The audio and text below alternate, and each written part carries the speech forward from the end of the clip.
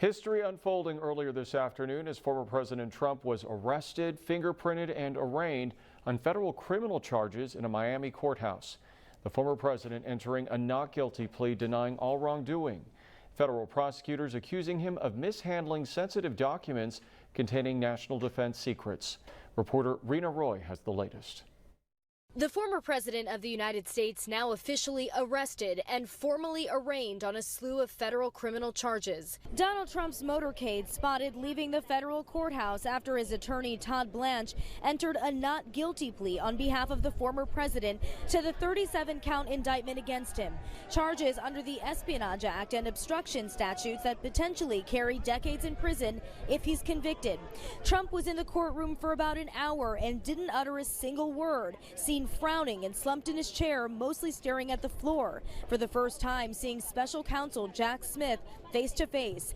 The magistrate judge ordering Trump not to speak about this case or have contact with any witnesses unless it's through his legal counsel. We're just at the beginning of what's going to be a long process, but it's going to be up to the former president to decide how this case goes. Though Trump didn't take a mugshot and wasn't handcuffed, he was processed like any other criminal defendant. Fingerprinted, giving his name and social security number to authorities. He does not want this trial to come anytime soon. He wants to get back on the campaign trail. He wants to paint this as a victim. Any way to tell people, this is my target. They're coming at me. Meanwhile, outside the courthouse, heightened security after Trump called on his supporters to protest. We're out here, we're supporting you. Don't give up. No retreat, no surrender. Some opponents also showing up. He should have been locked up a long time ago. Federal prosecutors allege Trump improperly stored dozens of classified government documents at his Mar-a-Lago resort that he knew were not authorized to keep, claiming he even schemed to obstruct the investigation.